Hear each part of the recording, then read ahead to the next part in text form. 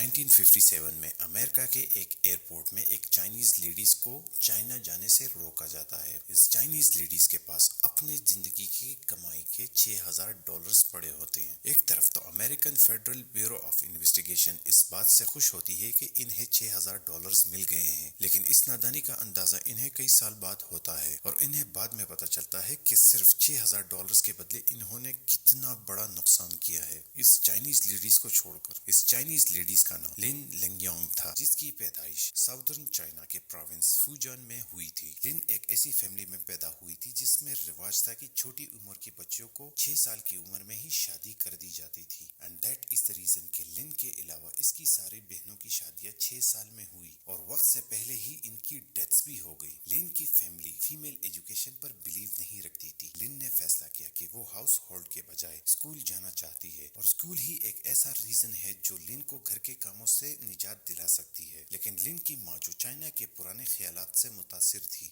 اس نے لن کو اسکول جانے سے منع کر دیا، لیکن لن نے بھی قسم کھائی کہ جب تک وہ اسکول نہیں جاتی تب تک وہ اپنے کمرے میں بند رہے گی اور تب تک کھانا نہیں کھائے گی۔ لن کی بہت ضد کرنے کی وجہ سے اس کی ماں نے لن کو اسکول کی اجازت دے دی، لیکن شرط یہ تھی کہ وہ اسکول کے بعد گھر کے کام بھی کرے گی۔ اس لیے لن دوپہر کو اسکول جاتی اور رات کو گھر کا کام کرتی تھی، جس میں لن کے پاس صرف اور صرف 6 گھنٹے ہوتے تھے سونے کے لیے، اور لن نے یہ 6 گھنٹے سونے والی عادت زندگی بھر جاری رکھی۔ لن ہائر اسکول کے لیے پوٹن ہائی اسکول میں انرولڈ ہوئی۔ یہ وہ وقت تھا جب چائنا اور جاپان کے درمیان ایک وار چھڑی ہوئی تھی، جس میں بہت سے چائنیز لوگ مارے گئے تھے۔ اس وقت سچویشن بہت کریٹیکل تھی، لیکن اس کے باوجود لن نے 22 سال کی عمر میں اپنی بیچلرز آف فزکس کی ڈگری کمپلیٹ کر لی۔ یہ وہ وقت تھا جب فرینکلن کرسچین یونیورسٹی چائناز کی بہترین یونیورسٹی مانی جاتی تھی، جس میں لن نے ایز اے اسسٹنٹ پروفیسر کام کیا اور اس کے بعد پروفیسر کی سرٹیفکیشن حاصل کی۔ فرینکلن یونیورسٹی کا نیو یارک یونیورسٹی کے ساتھ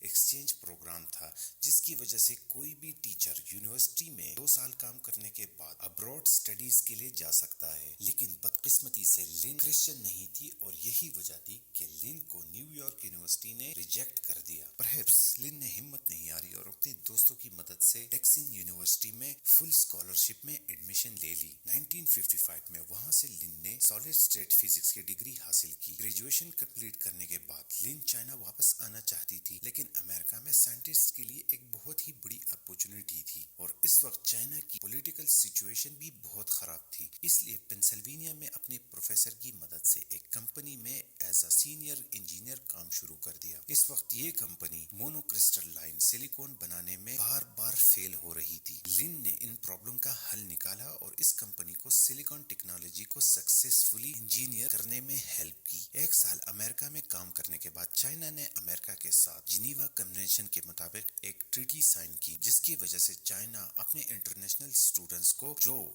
چائنا میں واپس آ کے کام کرنا چاہتے ہیں ان کو بلانے میں مدد کر سکتا ہے۔ 10 سال امریکہ میں رہنے کے بعد لن واپس چائنا آنے لگی، لیکن چائنا آنے سے پہلے ایئرپورٹ میں فیڈرل بیورو آف انویسٹیگیشن نے انہیں روک دیا اور لن کو اس کی کمائی کے $6,000 روکنے کی دھمکی دی۔ لن نے اس دھمکی کو ایکسپٹ کیا اور جہاز پر سوار ہو گئی۔ لن کی فیملی ابھی تک پور تھی، کیونکہ چائنا میں لن کی سیلری ابھی تک 207 یوان یعنی 20 امریکن ڈالر تھی، لیکن لن نے کبھی ہمت نہیں ہاری اور 1957 میں چائنا میں پہلی بار لن نے چائنا کے انسٹیٹیوٹ آف سیمی کنڈکٹرز میں مونو کرسٹلائن جرمینیم بنایا، جس کی وجہ سے چائنا دنیا میں مونو کرسٹلائن سلیکون بنانے والا تیسرا دیش بن گیا۔ 1962 میں لن نے مونو کرسٹلائن فرینس کو ڈیزائن کیا۔ اس وقت چائنا میں رائٹس یعنی دنگوں کی وجہ سے کچھ ینگسٹر نے اس کے فادر کو مار ڈالا، لیکن ان سب کے باوجود لن نے 60 سال کی عمر تک چائنا کے لیے کام کیا۔ اپنے کام کے دوران اس نے پایا کہ گیلیم آرسینائڈ کے ڈسلوکیشن ڈسٹنی بہت کمزور ہو جاتی ہے گریویٹی کی وجہ سے، اس لیے لن نے آرٹیفیشل سیٹلائٹ میں ایکسپیریمنٹ کرنے کا فیصلہ کیا۔ یہ ایک خطرناک ایکسپیریمنٹ تھا، ہاؤ ایور لن نے اسے سکسیسفلی فنش کیا۔ یہ ایک خطرناک ایکسپیریمنٹ تھا کیونکہ gallium arsenide melting point 1238 degree Celsius ہوتی ہے۔ ہاؤ ایور لن نے اس ایکسپیریمنٹ کو کامیاب کر دیا۔